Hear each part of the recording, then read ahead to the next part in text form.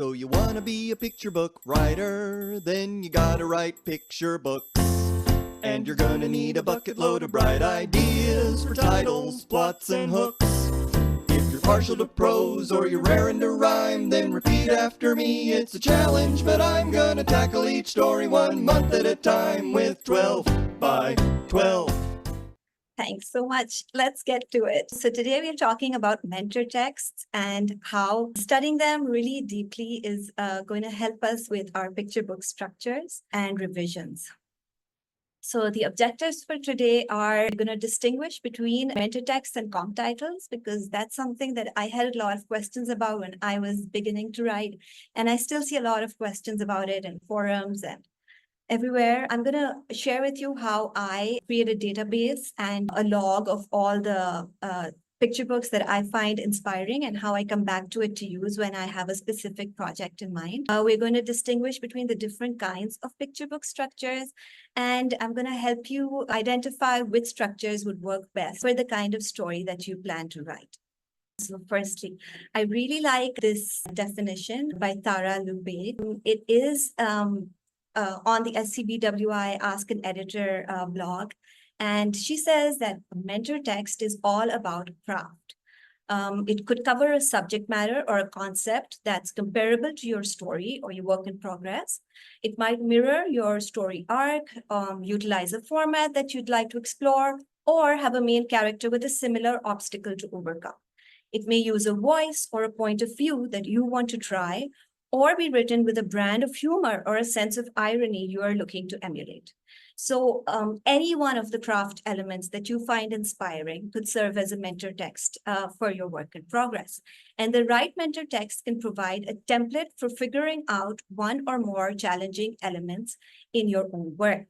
On the other hand, a comp title is all about sales. So it garners interest in your story and shows where it belongs in the market, right?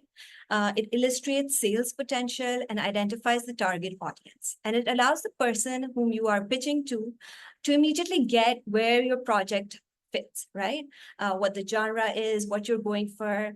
And once your book is published, that same comp title is often used by the sales and marketing teams to court retailers and consumers. Of course, your publisher, publicity team and marketing teams could come up with their own comp titles, but I've seen from experience of my own books, I've seen they pretty much use the same comp titles with which we queried them. And it really helps because it demonstrates your understanding of the marketplace, right? So I think I logged in detail 40 books, but I must have read over 100. And that's because I didn't have the finances at the time to take a whole picture book course on biographies. And I still wanted to do it. And I felt like mentor texts I still feel that they're your best teachers, right? Right. So today I'm going to talk specifically about studying mentor texts to come up with a picture book structure that really serves the story you're trying to tell. And the reason why I'm focusing on this is because I feel like it's the kind of revision that I shy away from most often, because it really requires an entire rewrite. But the great thing about it is that when you get the right structure and when you've studied structure enough to know what exists out there and the possibilities that you could adapt for your own work in progress, it is amazing because we are working with a very limited word count in picture books, right? No, fiction picture books, I think, are typically around under 500 words is the suggested word count. I think when there's a lot of dialogue and dialogue tags, and when there are diverse stories where you need to explain a lot in context, they can go up to, I think, 800, 850, but usually under that. Non-fiction, we're looking at around the 1,000 word count, right? When you're actually revising, you so often receive this conflicting feedback, right? Someone will say, why don't you try this direction for your picture book? Or why don't you try that direction? And it's when you know what structure you want to work with, it actually helps you to decide what you want to include and what you can leave out, right? It helps you tell the story that you are wanting to tell. And a unique structure, there's sometimes so many books on the same topic, but if you have a really unique structure, you can help your book stand out from others on a similar topic. And I'm going to come back to this towards the end of the presentation. So types of picture book structures, I think the most common is the classic picture book narrative. When I started writing back in 2019, I thought that this was the only structure that existed. In the first picture book course that I took, there was so much focus on this. And there's a reason for that. But, it made it seem like this was the only way to write picture books. And it starts off with the introduction of main character who has a problem that they're trying to solve, but they fail.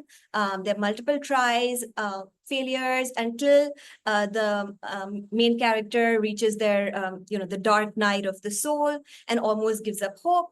But then they try something which is really unique or an unexpected way to solve the problem. And then their idea of success changes along the way, right?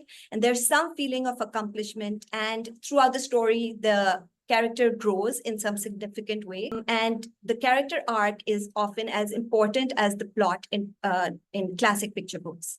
And this is actually the picture book structure that I have most often been asked by editors to try when they request a revise and resubmit, right? I think it's the most commercially viable picture book structure, but not to say that there isn't place for all the other structures out there. Samosas is in this structure, and I'm going to just read a few spreads for you. So Noor's friends were going to visit her house for the first time. Dadi Jan would know the perfect snacks to serve my friends, said Noor. I love her samosas, said Abu. How about we follow Dadi Jan's special samosa recipe for potato and pea samosas? Noor suggested. Noor's mouth watered just thinking of the crunchy, bite-sized snacks she'd helped Dadi Jan make so many times. But where's the recipe? I can't call Dadi Jan. It's too early in Pakistan. So right off the first page, we know that there's this really driven character. She has an idea in her mind and she wants to execute it, but there's a problem. There's no Dadi Jan around and we can't call up Dadi Jan, and she can't find the recipe either, right? So her dad tries to be helpful. We can always order pizzas, Beti, Abu smiled. Noor's eyes welled up like Dadi Jan's did when she sliced onions. And then she has this side character who is her talking parrot, who says, Sab theek hai, sab theek hoga. Everything's great. Everything's going to be okay.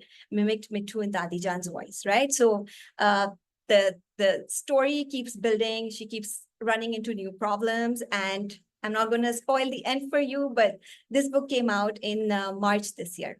Another one which I love in this structure is Touch the Sky. This one, again, establishing, pay attention to how they establish the character's problem and how it develops along, the tension rises as we go through the first few spreads. Vern longed to be one of the kids who swooped until their toes touched the sky.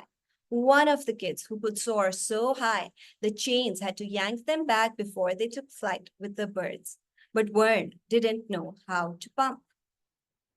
Some kids laughed as they soared past him. It's so easy. Vern tried to ignore them as he wretched his way this way and that way. And pay attention to the structure of the sentences and how effective and eloquent they are, right, in conveying the struggle.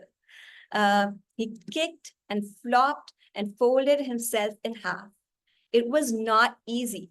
Pump, he ordered his legs. Pump! But yelling at yourself never works, right? So we immediately see this frustration building. We want to turn the page to find out what's happening next. Do it together so never you fear. It's a handy little way to help you kick into gear. You're amazing, exciting. Look out, 'cause you're writing 12 by 12. 12 manuscripts. 12 by 12. 12 picture books. 12 by 12.